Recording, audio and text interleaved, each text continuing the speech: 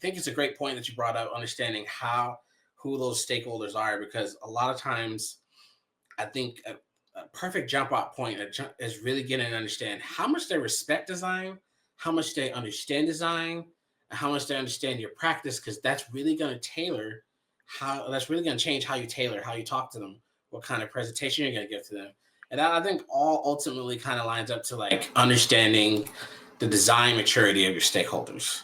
So like your design maturity, and you can go to NN Group, Nista Norman Group, and they'll give you a great video breakdown of all that with the different levels of design maturity. There's probably other ones as well too, but just go check those out. But it just basically lets you know, as an organization, as a company, as a person, how much they understand and respect the craft of design.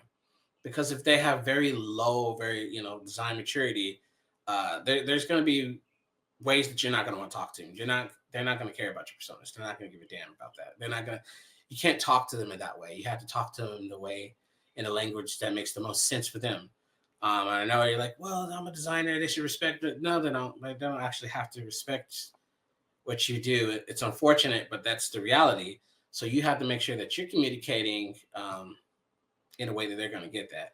And I find that, honestly, for me, I don't start talking design at all. I don't know about you. And actually, you've shown me that too. Actually, it's like when I talk about design artifacts, design pieces and parts, I make sure they're embedded, and I make sure that I communicate in a way that I'm not using a bunch of design jargon, because ultimately that's for us as a practice.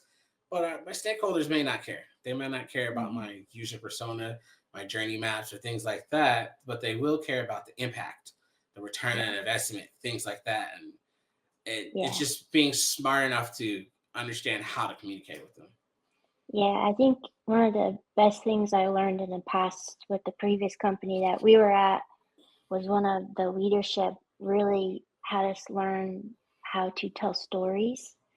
And I've taken that to heart, and I look at it as, what is the story? How do I need to tell the story to whomever the audience is? So understanding the design maturity of the stakeholders, my team members, we have to understand, how do we craft those stories in a way that it's getting to them, it's getting those heartstrings, if it's for business bottom line dollars, or understanding what problems we're solving for people, but understanding that design maturity where we're at. Like you're saying, we can speak in a certain way to have design happen, but not gloss over. And I think sometimes when people see two little letters of UX, they get all flustered and have Or they assumptions look at of it like what's a line item on a happening. contract. They're like, Yes. Yes. can So we, I how much is yeah. that? Can we move that? Yeah. Yeah. So it's kind of having that understanding. How do we tell the right stories to the right people in the right way? Understanding that.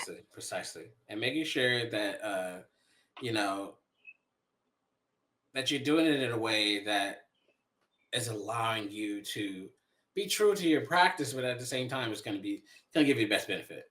I think a lot of times people, again, I don't know if it's pride, I don't know if it's just inexperience, but they'll go really hard on the design jargon, but it's like, it's just as bad as going really hard on like development jargon and going too Yeah. technical, when it doesn't. All it does is it puts your audience, if you're not talking the right language to them, it just doesn't make them feel good. Like, it doesn't make them feel like they're collaborating with you. It feels like you're talking down to them, and that's not where you want to be. You want to get the most collaboration as possible. Yeah. And I think sometimes too, we try to come up with these perfect processes, and I have to go through this step to do this, to do that. But you got to understand, what's the maturity of this organization? Where are we? What resources do we realistically have? So it's more of what strategies and tactics make sense right now. We don't have to be married to a process, married to special terms. It's Mm-hmm. it's always understanding, where are we at in that level, and what can we do? Exactly. And I mean, that is something that I think you just learn over experience and just going over different projects. You're like, you really understand, what am I supposed to be doing here?